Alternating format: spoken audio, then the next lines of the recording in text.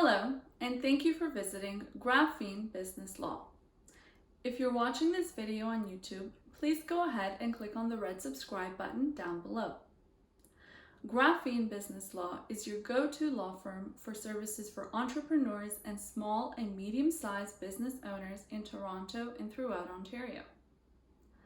This channel will post regularly on content that is relevant to entrepreneurs and small and medium-sized business owners and operators.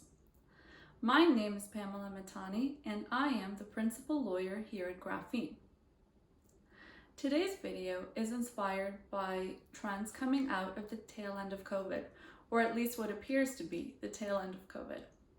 Particularly trends coming out for small business owners here in Ontario, where we have had one of the longest lockdown periods in North America. Recent studies suggest that the average small business owner has had to take on tremendous amounts of debt to survive the pandemic. What's more is that some industries are more at risk of not making it through the pandemic than others.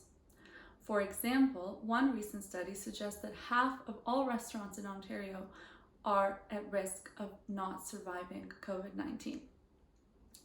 Regardless of industry, another trend we've noticed, and a trend that this video will focus on and speak on, is small businesses taking their business online.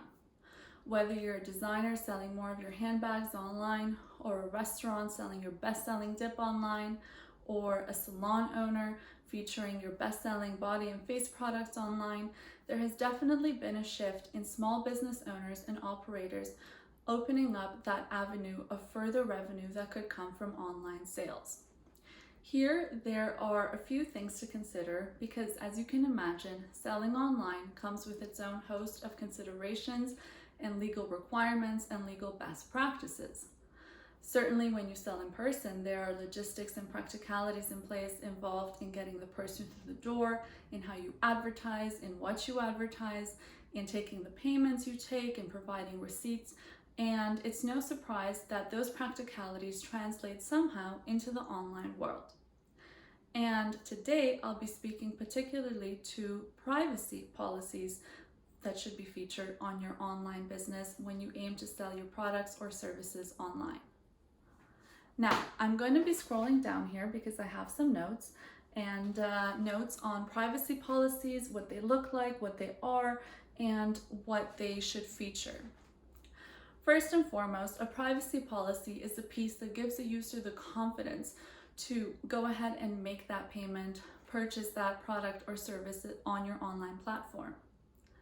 In terms of what they look for, there can certainly be variety in what a privacy policy presents itself as, but again, that is the piece that should give users the confidence to input whatever information you'll be asking for on your website.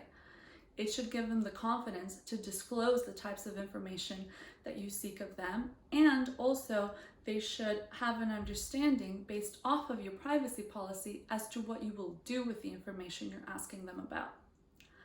Privacy policies usually protect information that maybe is not so surprising, like credit card information, numbers, credit card numbers, addresses, and even phone numbers or email addresses, those means of contact for the purchaser. But the policies can also spell out what you'll be doing with demographic information such as gender or ethnicity, political orientation, whatever the case may be that you are collecting. And you can see how, depending on the business you are operating, the information you're collecting might be different. For example, somebody running a massage parlor might be interested to know the gender of their clients so that you can pair them with a certain kind of masseuse, subsequently based on the client's gender preference. So one question here becomes, what should your privacy policy feature? An online privacy policy is designed to provide the user with information about how their personal data is collected, used, shared, and stored. We see that strong privacy policies feature some key sections, and I'll go over some of these sections in today's video, and I'll list them out first, and then I'll go into a little bit more detail about them. So, by way of list, you would see in a privacy policy a subheading on how the information is collected, on how user information is used, whether you as a company are sharing that data or not, details surrounding the storage of the data you're collecting, changes to the privacy policy that you might make as a business owner or operator, and as well some heads up or notification for how the user providing you the data may update their information on your database. Now, in terms of what these sections are and what they each look like specifically, what information is collected is a very basic starting point in terms of your headings and your features of your privacy policy. Whatever you aim to collect or will be collecting from a potential subscriber, user, member, customer, whatever the case may be on your website, it needs to be spelled out clearly to them so there can be some symmetry between what you're asking them when they eventually come to fill out a form, for example, a payment form, and what you said you'll be asking them. So here we can see information on you sharing with the potential user or customer or client that you'll be collecting their credit card information, their home address, maybe their phone number, maybe an office or home phone number, maybe an email address. Maybe you want to get some of that more demographic information based on the needs of your business, including the gender, for example, or ethnicity or political orientation, depending on what your business is. There is such a wide range of businesses and business needs out there. So whatever it is you're collecting, you should tell the person you're collecting it from that that's what it is you're looking for and that's what it is you're asking of them. Now, the second category we went over is how user information is used. Here, this is one section where it is a better practice to be more specific as opposed to less, at least in the examples that we see as really strong examples across industries. And user information, for example, let's take the email address. You might use it just to send that copy of receipt or that proof of payment to your client or customer. But think of the scenario where you might be interested in having that email address to send an informational package to the user every quarter or every 6 months of your business cycle, whatever the case may be. Outside of informational purposes, you might also be interested in using that customer's email address to send promotions to them, to let them know when you're doing certain offers or certain good deals that you might want them to take advantage of. So there's a lot of reasons for which you might be looking to use the information you collect, and you should be transparent about that information and the reasons you're looking to collect it. The third subheading we went over is whether the company shares user data. In today's internet world, there are a lot of reasons for which data is collected outside of the receipt purposes or the promo purposes. Email databases can be very valuable. Phone number databases can be very valuable. Are you going to be keeping this information all to yourself? Are you going to be sharing it with a sister business you may have? For example, if you are a body spa, are you going to have that sister business, further down the street from you that's a hair salon, and you'll be, sending promos to each other's customers so that you can further increase those avenues for revenue? If you're thinking about doing any of those things, there needs to be transparency on it as a best practice, and to avoid not only legal troubles that might come out of it, but also frustrated customers. Best practice is to be transparent in these privacy policies and to have a fair amount of detail there. The fourth subheading we went over is details around the storage and maintenance of data. Depending on the size of your business, this section might look different. Depending on the sophistication or the needs of your business, this section might look different. But some data can be stored on that one laptop that is subsequently stored at the physical headquarters of your business.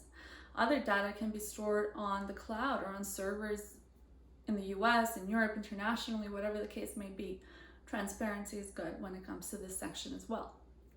Fifth section we went over is changes to the privacy policy. What you may see some of the bigger players doing when it comes to updating changes, they'll say that they'll be posting it on their website. Are you as a small business owner going to be posting changes to your privacy policy directly on your website? If so, how long before the changes are made are you going to be sharing and giving that heads up to the internet world that might be coming to your page? Are you going to be communicating these changes directly to the customers you have? Again, those details need to be thought of. And the sixth section we went over is how users might update their information as it comes to seeking to continue to receive products and services from you, promo emails from you, whatever the case may be.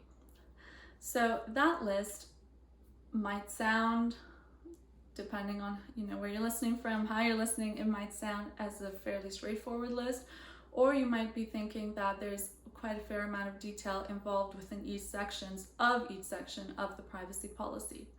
And important to note as well is that privacy policy is only one of the best practice style items required for a website. We also see terms and conditions are a very good best practice to have and something you might want to think about as well. Now, ensuring that your online business features the privacy policy features and sections required to give users the confidence they need to input valuable information on your website and to make those purchases of goods and services on your website can be easier said than done. Graphene Business Law certainly has very strong knowledge of privacy policies and has experience with privacy policies, and it's something we can help you put that very strong public-facing piece on your website that gives users, subscribers, potential customers the confidence they need to enter very valuable and confidential information on your website, and that you'll be doing right by that information. Graphene Business Law can certainly also help with a wide array of business law services, including if your business has fallen on tough times or you're curious as to how to creatively structure that business in a way that makes sense moving forward, restructuring, and bankruptcy services. We certainly hope this video has been helpful for you. I mentioned the word hopeful, almost came out of my mouth, and well, I hope it's been helpful as well, because making that transition from a small business that is used to the brick and mortar setup to selling online can be a challenging move, but it can also be a very hopeful move that could constitute a new start to your business, a new life for your business, a new audience for your business. And Graphene Business Law is here to help with all of your business law inquiries, including the privacy pieces we've mentioned today, privacy policies, terms and conditions. And when it comes to partnering with other organizations, you'll be looking at non-disclosure agreements, data share agreements, whatever the case may be. You can certainly come to Graphene Law for all of those needs that your business might require to launch, grow, and maybe even conclude itself. So you can reach out to us anytime by filling out the booking form on our website at graphenebusinesslaw.ca. You may email us at info@graphenebusinesslaw.ca, and you may also text us anytime for Ontario, Toronto-based entrepreneurs and small and medium-sized business owners and operators at 647-466-5985. Thank you and have a great day.